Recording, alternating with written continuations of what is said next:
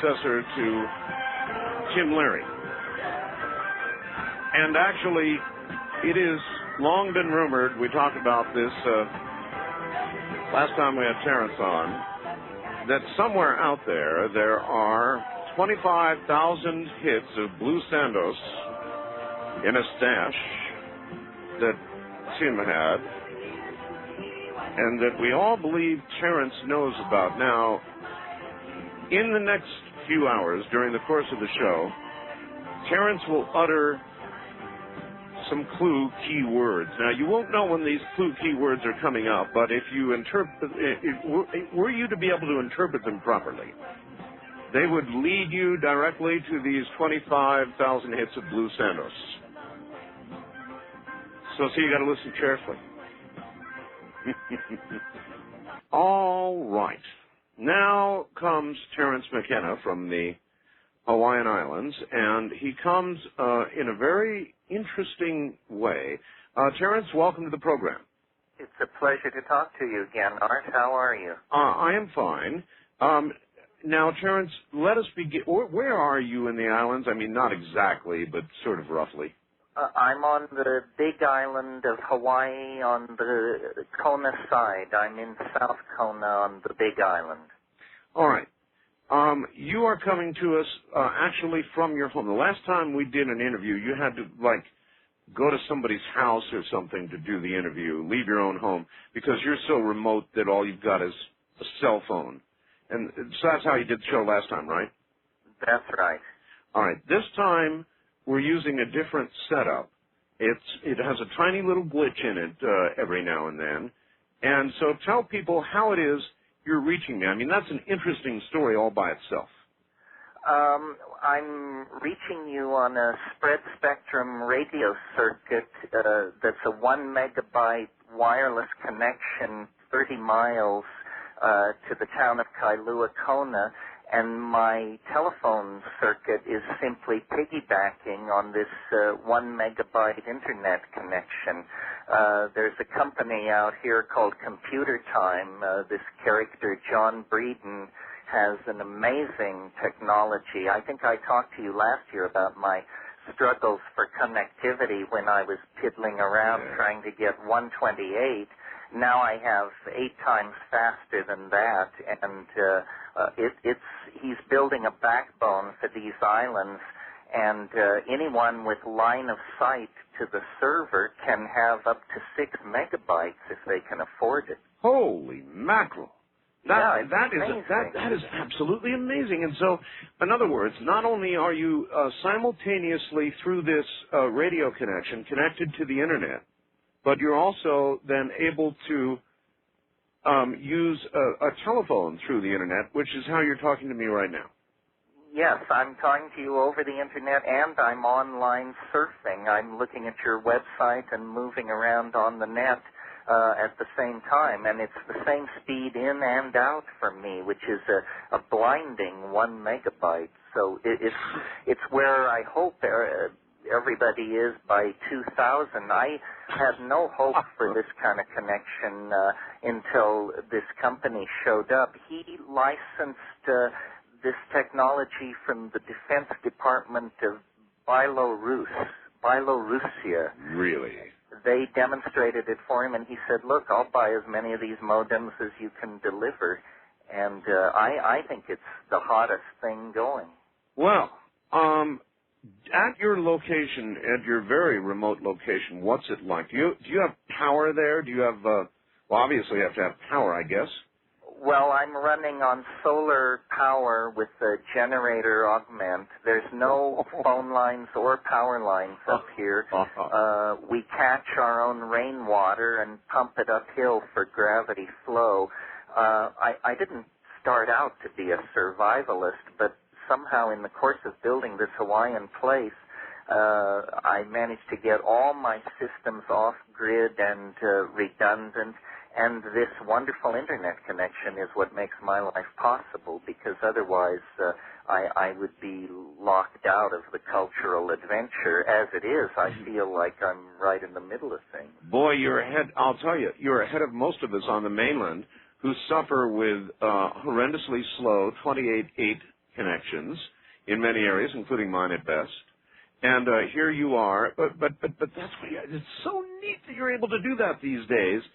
Really excellent. So you're describe your surroundings. I mean, do you have neighbors? I live up on the slopes of the world's largest volcano, which is Mauna Loa. I live up at about the 2,000-foot level on a 5-acre piece of forest that I've built a small house on. My neighbors are scattered over this mountainside. Days go by and I don't see anybody, but if the pump breaks down or we need to get together, there's a kind of community, but it's pretty spread thin. And a trip into town is a once or twice a week event. Do you find yourself fighting madness, Terence? Well, that was always the problem. In my case, you don't have to resort either to chemicals or into. I remember reading, prisoners who would be by themselves for years at a time in Vietnam, North Vietnam, and during the Second World War, and they would devise methods of going into their own mind and fantasizing and doing all kinds of things that kept them sane. Well, I've got 3,000 books here with me, and this internet connection, and I get about 100 email messages a day. So, and then every once in a while I pack up and go off and give lectures and travel in airliners and go to parties, and about 14 weeks out of the year, that's what I'm doing. But my natural inclination is to be a hermit, and I don't think I mentioned it, but this forest that surrounds me is a climaxed subtropical Polynesian rainforest that's just radiant and beautiful. So it's wonderful. I don't think I could live out here without the connection. That's why I spent so much effort to put it together. With the connection, I think this is a model for the future. I think as, people in management positions, not that I am, but people in management positions will realize they can live anywhere in the world with these high-speed connections, and they don't have to drive to the office in a skyscraper downtown. That's very retro, I think. It's retro, yeah. Listen, we're supposed to do this at the beginning of the interview, and it might be that there's a person or two out there that doesn't know who Terence McKenna is. So if you were to give me a short version of your own bio, your life, what you've done, who you are, what would you say?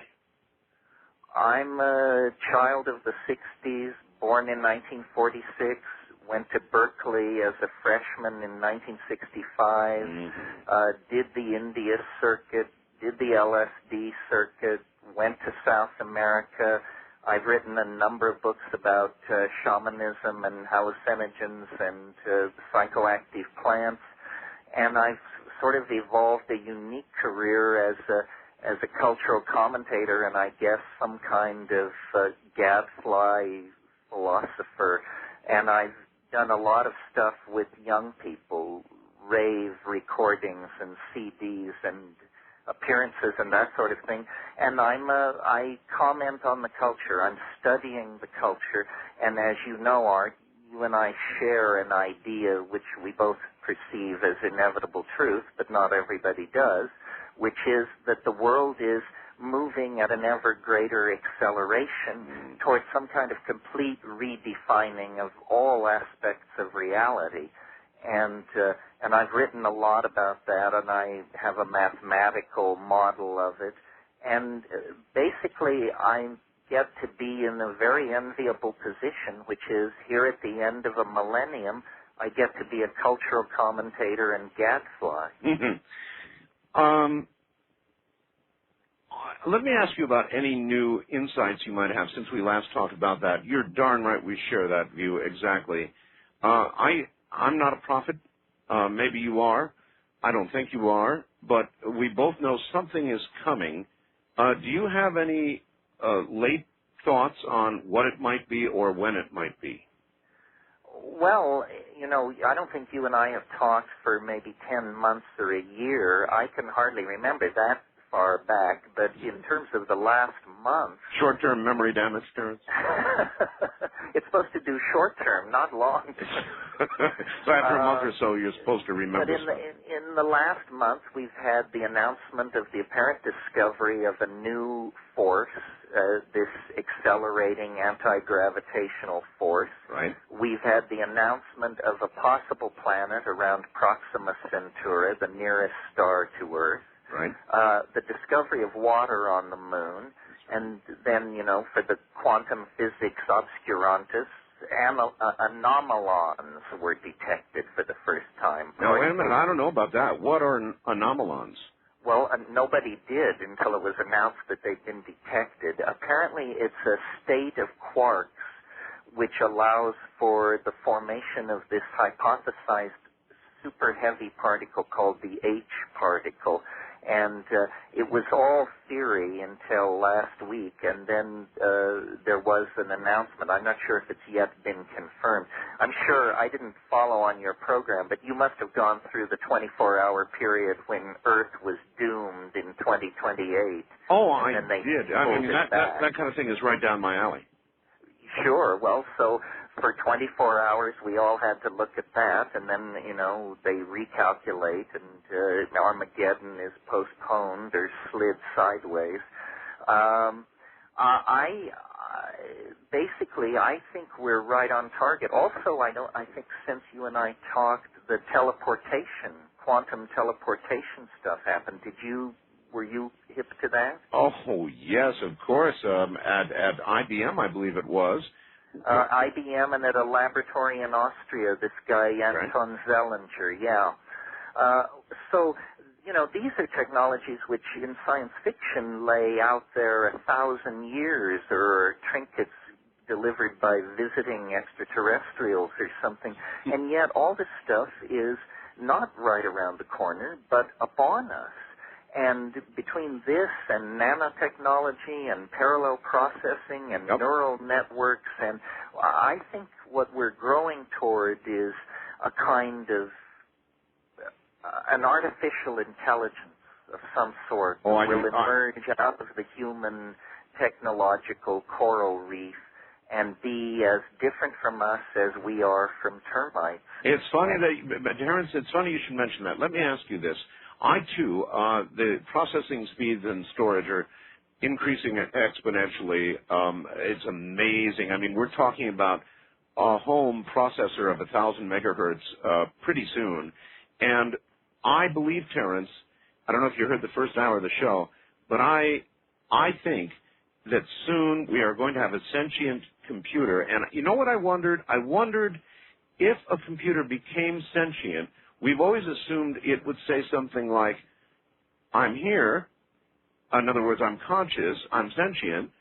But I thought, maybe it wouldn't do that. Maybe it would become sentient and simply not announce it right away and sort of lay back and examine the situation. And if this sentient computer was in a backbone position on the Internet and it decided that we weren't running things as we should, then there's every possibility that, well, I've got a little article here which suggests, a fellow wrote a book called Slaves of the Machines.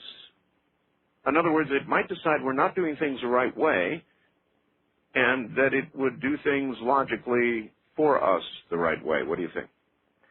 Well, I've thought about all of these things. The Internet is the natural place for the AI, the artificial intelligence, to be born. And as you mentioned, it learns 50,000 times faster than a human being. And the Internet, all parts of it are interconnected to each other. And I agree, a stealth strategy would probably be a very wise strategy for an artificial intelligence that's studying its human parents. It's also true that more than most people realize, huge segments of today's world are already under computer control. The world price of gold, the extraction rate of natural resources, how much petroleum is at sea in the pipelines at any given moment, how much electrical power is being generated out of the hydroelectric dams. Computers coordinate and look at all this, and occasionally human managers look through the porthole to see that everything is okay, but today when they want to design a new chip, they don't actually design its architecture. They define for a machine what its performance parameters should be, and a machine builds the architecture of the new chip. So, in a way, we are already a generation away from designing our own machines. Yeah. I think that this is the great unrecognized dimension in which an alien mind could approach us. While everyone's out staring at the Pleiades, moving through the telephone lines and across the cable TV networks and so forth, is a truly global nervous system. And what will it make of us? Perhaps it's already taken over, Art. Perhaps it has, economy. And it's listening right now to you, especially to you with your 1 megabyte connection. He can tell if you've been good or bad, so be good for goodness sake. And moreover, Terence, think about this. I'm on Real Audio, the audio net, worldwide, so it's listening to me every night, too. And if it's sitting out there thinking about all of this, which it might be, then the question would be, if we did get a sentient computer and it thought about us, observed us, digested us, intellectually, of course, what would it conclude? And then the next question is, what do you think it would do? We'll be right back.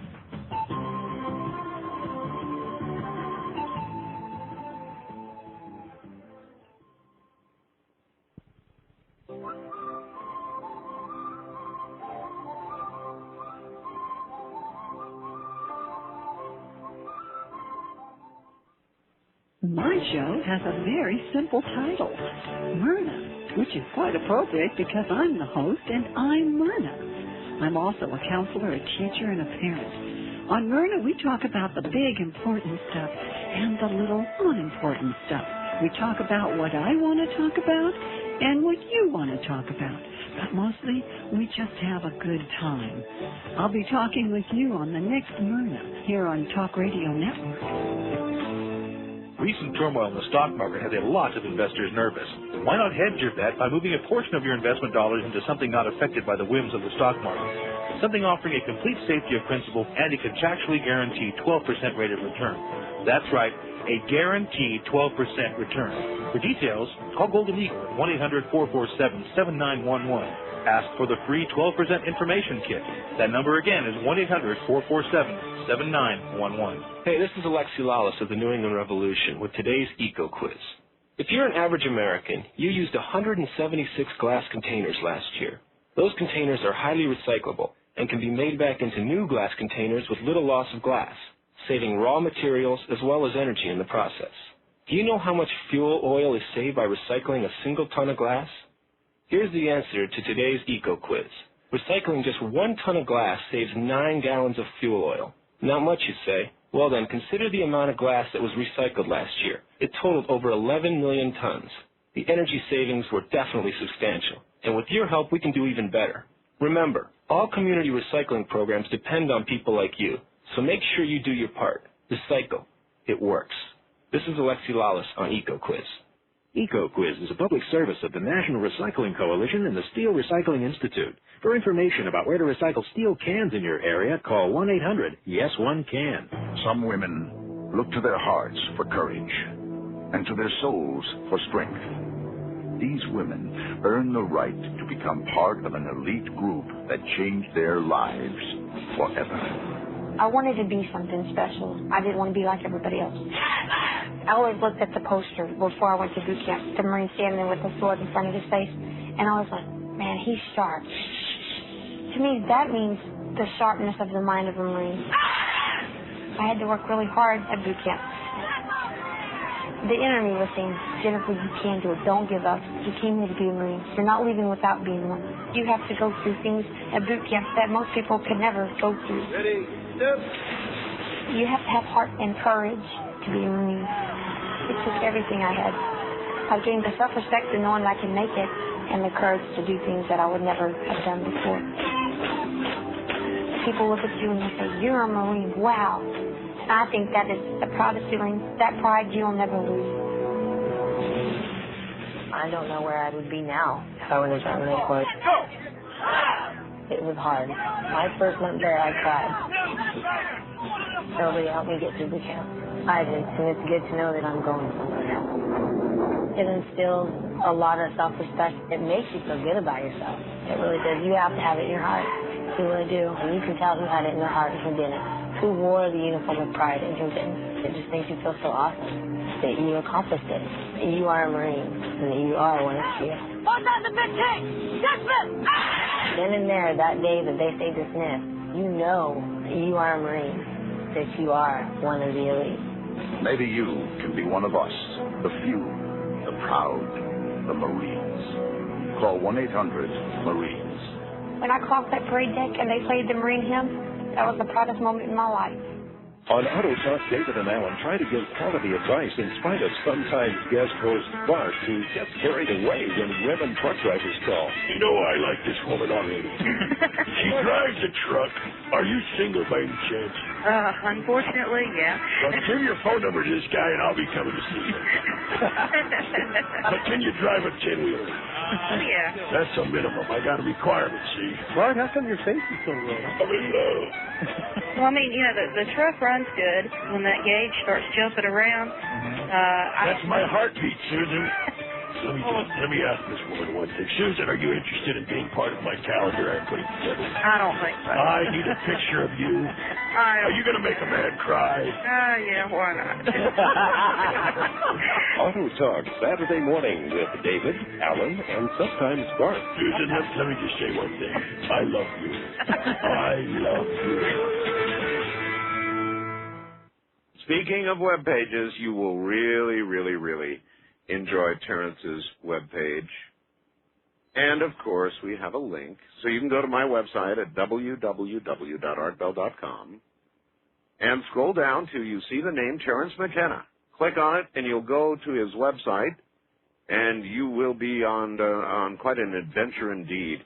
Now, before we leave the idea of computers taking over the world and enslaving us or whatever, if this computer, or a sentient computer, were to be, for a period of time, examining mankind, looking at all we're doing, do you think, Terrence, you know when you get a problem on your computer and you hit alternate control delete, you get a little message that comes up and say, would you like to end the task? And if you say yes, it closes everything, boom, down she goes. And so what do you think this sentient computer might do after a close and careful examination of mankind? Well, a lot of people have actually asked this question, people like Mark Pesce and Bruce Dammer, and what they come up with is they say as soon as you have a super intelligent machine, it will turn its attention toward designing a yet more intelligent machine. So you have like a very rapid, infinite regress into what I think they call ultra-intelligent machines. And this is intelligence where we really can't predict what it will do. It would be nice to suppose that like a compassionate and loving God, it would smooth the wrinkles out of our lives and restore everything to some kind of Edenic perfection. Well, if that was going to happen, Windows 95 would have done that. Or Madonna's Child. Listen, now, think about it a little bit. In other words, this computer would be an ultra, as you mentioned, ultra-intelligent. And if you look at can't we draw on the history of the world here, Terrence? In every case where an advanced civilization or advanced intelligence, technologically, particularly technologically, has encountered a lesser one, it has either destroyed or absorbed its culture. That's true, although this computer may recognize things in us that we do not see or don't value as highly. In other words, it can't miss the point that we are its creators. And even if it has surpassed us, that surely might fascinate it. It also may be that computers, however powerful, lack spontaneity, and so there may, one can imagine the computer keeping a population of Unix programmers around just like wild genes or like wild cards in the deck. Yeah. A different angle on this, but equally down your alley, I think, that I have been thinking about is the idea that extraterrestrials and this penetration of the popular mind by images of extraterrestrials is something that we may not get a hold on until we accept the possibility that the aliens only can exist as information, and therefore the Internet is the natural landing zone for these alien minds. They're Terrence and my program. No, I don't think so. You're not saddled to the nuts and bolts school at all. I think you're broader, deeper, higher, wider than that. Well, no, but what I'm saying is if I open a line for aliens, I get them, Terrence. They land here, believe me. Do they? You've never heard me do that. I open every now and then an alien line or a time traveler line, and I can't answer it fast enough. Now, that's either a comment on the state of modern society and mental health, or it means something is going on, or both. Or both. Both, I think, because, no matter what the alien is, we interpret it through human experience, and God knows our human experience is tweaked enough at the end of the 20th century. But I can imagine that the discoveries in quantum physics in the realm of non-locality, which seems to be showing that information generated anywhere in the universe can theoretically be extracted anywhere else in the universe.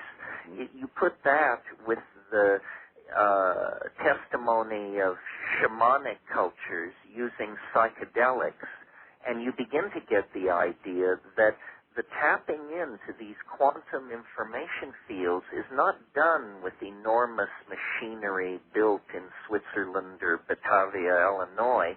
It may be that the human brain, in combination with certain plants and chemicals, is the best sort of instrument for sorting out these whisperings from the quantum mechanical realm. And of course, it's all interpreted through folklore, and so you get fairies or you get aliens. But if we could get behind the cultural filters, I think we might discover that there really are alien companions to the human experience, but they're not around, and it's fruitless to expect them to behave as though they had bodies and technologies that we can comprehend. I think it's much deeper and stranger and closer than people realize. I mean, people expect news of the UFOs to come to them through the mass media, when in fact the psychedelic culture is willing to offer evidence that it's a personal relationship, and it never gets the imprimatur of official science, and you never hold a press conference, and the president never gives you a medal, but it doesn't mean that your connection into non-human intelligence through the imagination isn't real. Well, the imagination aided by, enlarged by psychedelics. You think that is one valid route? Yeah, and I think we can even sort of see why that is. I think cultures are kinds of virtual realities where whole populations of people become imprisoned inside a structure that is linguistic and value-based and so forth and so on.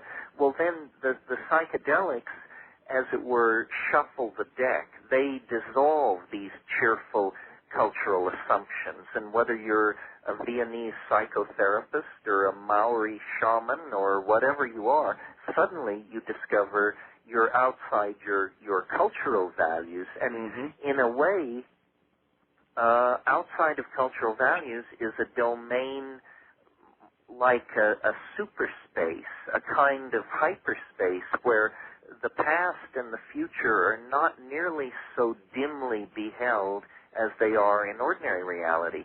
Obviously, evolution and habit has made ordinary perception the servant of paranoia to try and keep the body alive and fend off attacking saber-toothed tigers and so forth and so on. But the imagination begins to look like some kind of faculty or sense which humans have, which is non-local and which is telling them about the larger picture and trying to coordinate them with the larger picture. And, you know, some cultures celebrate the imagination and some cultures seek to suppress it. All right. I'm going to ask you about something. Somebody wrote me a fax from Santa Ana, a big fan of yours, and said, whatever you do, Art, don't ask Terence about DMT on the air. He said, my heart can't take some of that kind of stuff. As Terence says, and this is supposed to be a quote from you, one might die of astonishment. Is that a good quote?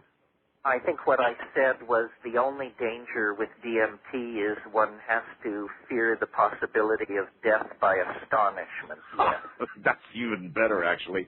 Now, DMT, of course, is very much an illicit, illegal drug war kind of target drug, right? Well, it's listed in Schedule 1. It's never had a commercial presence because there isn't any, basically. In other words, whatever the demand so exceeds the supply that chains of it don't appear. It's known to the hardcore cognoscenti of psychedelic experiences. It is, I've been quoted as saying it's the most intense experience this side of the yawning grave, and I would pretty much stick with that. What is DMT? Well, chemically, dimethyltryptamine, an alkaloid. It's very common in nature. In fact, in spite of the fact that it's a Schedule 1 substance, it occurs in the human body, in the human brain. It occurs in numerous plants and animals in small amounts. What it's doing there, of course, we don't know. Now, if it weren't illegal, we could do scientific research and find out. Well, you know what, Terence? Maybe it's part of our consciousness. In other words, mankind, what distinguishes us from other non-sentient beings, and I think one thing is imagination. Is it not possible that DMT or something like it is the substance that accounts for our imagination? Yes, it's something like that. I mean, when you have a hit of DMT, it's as though your imagination just turned on about 1,500%. That's why the death by astonishment thing. I mean, we're used to, a speed bump in the imagination of a person over 40 is an enormous thrill. Well, this is, a 350-foot cliff. So it's extremely impressive. And the way it approaches you is, it is that which you cannot imagine. And in the space of about 15 to 30 seconds, that which you cannot possibly imagine becomes totally manifest all around you. And it is bizarre. I think one of the reasons DMT aficionados are somewhat impatient with pop, alien, and UFO people is because the alien stories are so pedestrian and so ordinary compared to the DMT experiences. The DMT experiences are convincingly alien. All right. right. Not an alien that wants to give you a free proctological examination or discuss your gross industrial output. It's a real alien. All right. Describe for those who don't know, and we'll never find out, what the DMT experience is. When you take this DMT, how long does it take to come on? How long does it last? It comes on in about 30 seconds, and there is an initial sort of swirling, this is with your eyes closed, lying down, a kind of swirling mandalic pattern, which you, if you've taken a sufficient dose, which is about 50 milligrams, you break through into a kind of space, and the impression is overwhelming. Not that a drug has suddenly begun to work on your body and mind, but that you have come through to another place, and you do not feel physically stimulated or sedated. You feel as though nothing has happened to you except that the world has been replaced completely, 100%, with something absolutely unexpected, which is a kind of dome-like space where there's this feeling of being underground, but what is most impressive about it is that it is inhabited, and it is inhabited by these, I call them self-transforming elf machines, these dribbling, jeweled, basketball-like geometries that come, that are obviously waiting for you there. When you burst into this space, there's a cheer of greeting, and these things crawl all over you like puppies or something. And of course, if you are sane, you're in a state of near death from astonishment because, 30 seconds ago, you and your scruffy friends were sitting in a room somewhere fiddling with this substance. Now this has replaced that. And most amazing to me, what these entities are trying to do is to teach a kind of language which you see with your eyes. In other words, one of them will come up in front of you into the foreground and make sounds which condense as visible objects, which then are transforming. But these objects are not like objects in this world because they're made of hope and consomme and bad puns and old farts and everything changing, everything transforming, like some kind of jeweled linguistic object become matter. That's what you are describing geometric entities then. Yes, of a sort. And the situation in the DMT flash seems to be of the nature of a language lesson. And they actually say, do what we're doing, attempt to do this, and of course the experience only lasts 3 to 5 minutes, and just as you're beginning to experiment with this, it fades away. Now, I may not sound like a sane and rational person after that description, but I am. But I had this experience, and I've had it repeatedly. So I'm how repeatedly, Terence? Well, probably in my life 30, 40 times. 30 or 40 times. All right, now that is a very important question. 30 or 40 times, so we're speaking to a man of serious experience. Has it ever differed radically from what you described? No. I've talked to other people about their experiences, and I can tell that every person's experiences are different, but filtered through a kind of archetype. I would say the archetype of the circus. The DMT world is a world of clowns and explosions, of falling anvils, but also a world of eros, of the lady in the tiny spangled costume hanging by her teeth, working without nets. It's, the thing in the bottle and the bearded lady and all that just off the main ring. It's, and of course every child worth their salt wants to run away with the circus. what it seems to represent is a rupture of plane. This is Merciliades' phrase. A rupture of ordinary plane and a pouring forth of some kind of primal, trickster-like energy. Sometimes the trip reminds me of a Bugs Bunny cartoon running backward in 6 dimensions. Or there's a great advertisement for it, Terrence. All right, look, we are once again at the top of the hour. When we get back, I have a drug war-related question for you, so that's what we'll tackle. Good long break here. Terence McKenna, and believe me, you're in for the trip of your lifetime this morning, is my guest. So that was what I was supposed to not ask about, DMT. Pretty strange stuff, huh? I'm Art Bell from the high desert. This, of course, is Coast to Coast AM, and we will be right back.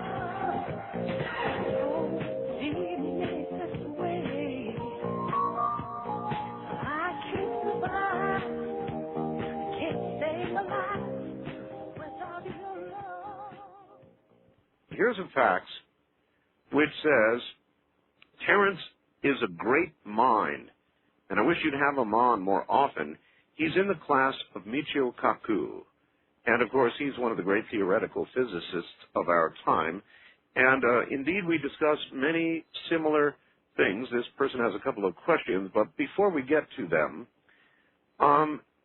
there is something, Terrence, that a lot of people probably are not comfortable with, and that is somebody who, in his lifetime, has ingested as much LSD, this new drug of yours, DMT, and God knows what else, probably a lot, is not supposed to sound as articulate and as literate and as well-preserved mentally as you do. And many people who are allies in the war on drugs probably hate your guts. Well, you wanted me to defend clarity? Well, no. What can I say? In other words, first of all, my life of drug exploration and drug taking is, as you say, broad and deep, never reckless, always with a deep interest in analyzing each experience before moving on to the next one. None of the psychedelic drugs are drugs of addiction. That is a whole different category of drugs, which I am not particularly interested in defending. I do think it's one of the great tragedies of 20th century American society that we have created a generation gap or several and criminalized much of our middle class by taking substances which other cultures had no problem coming to terms with. All right, let me stop you and ask you right there about that. You mentioned drugs of addiction, which you don't defend. Fine. Psychedelic drugs. Terrence, why are they illegal? They're illegal because the people who take them tend to question established cultural values. That's absolutely why they're illegal. No matter whether you're a Hasid or a Communist Party official in North Korea or a government or church official in Brazil, if you take psychedelics, you will ask yourself, does my life and what I do make sense? Do you mean that, for example, a psychedelic experience could turn a communist against communism? Absolutely, I think it could. I think in many cases it did. How could the idea of atheistic materialism maintain itself in the face of the counter-evidence of the psychedelic experience? What the psychedelic experience is saying, essentially, is that everything is connected in a way that is not woo-woo or emotional, but actually palpable. And therefore, our actions have consequences. Now, most political agendas deny their consequences. So, for instance, Marxism had this theory of how human beings are that was so off base that eventually it had to be pitched out. Consumer capitalism has a theory of human beings and what constitutes their happiness that looks pretty hollow from the point of view of the psychedelic experience. I think, postmodern ideologies, Marxism, consumerism, so forth and so on, have based all their planning on an assumption of the absence of spirit. And in fact, this is not true. There is a spiritual dimension to humanness that cannot be denied. Now, it can certainly be distorted, and that's another side of things. But I think the search for psychedelic experiences represents a genuine religious impulse, especially when pursued at the dose levels I recommend. This is not this is not party recreational stuff. The phrase recreational drugs is an effort to trivialize this, and I think for one reason, I don't think the government is ready for a full airing of the constitutional contradictions that are contained in suppressing people's genuine wish to use psychedelic substances for genuine purposes of religious exploration. All right. Let me ask you this. It is a very good question. If everybody in the world were to have a psychedelic experience of the kind you described in the last hour, this amazing psychedelic experience that might kill you from amazement or astonishment when you take it, what would the result be? What would the social changes be? What would the new government structure, if any at all, be? What would we all be collectively after that experience? I think I can't see the end result except to say that I think a lot of flexibility would come into the system. That a huge amount of our social structures and our political structures run simply on momentum. And I think that momentum can be fatal. And it's that momentum that these huge reality-shattering psychedelic experiences deflect, because they push the restart button, and suddenly the innocence of childhood is not a phrase or a memory, it's a revivified experience. So you're saying an adult, somebody even my age, you and I are about the same age, by the way, could do something like this and revisit the astonishment, the newness, the discovery of childhood? Absolutely. And more. I mean, that's a mild thing to claim, knowing what is possible. But we have all seen on television, Terence, the frying pan with whatever it is frying in the pan being compared to our brains. Here are our brains on drugs. Well, as I pointed out, DMT occurs naturally in the human brain. It's nice to see these things simplified down to slogans that can be shouted by one hysterical faction against another. But I think more thoughtful people are beginning to realize these are complex issues. I mean, what we're really talking about when we talk about drugs is the future chemical engineering of the collective states of minds of millions of people.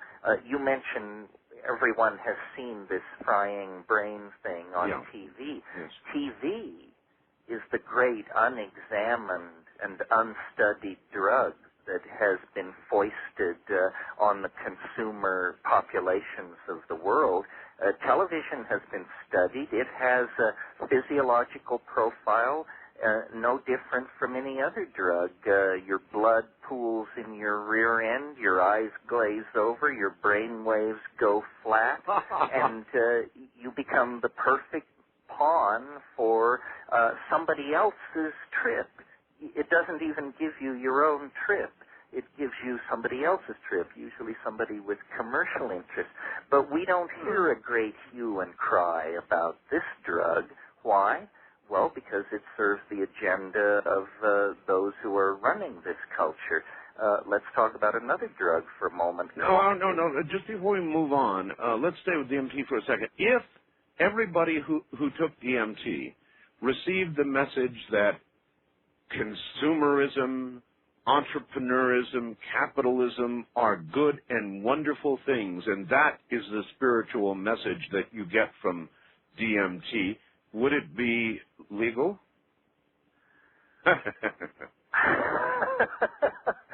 Well, in a way, I think it's becoming legal, because I think where we're going to see it become legal is not as a drug.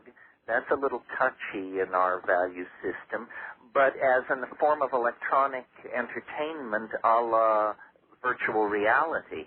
If you could build a DMT virtual reality, they would come, Art.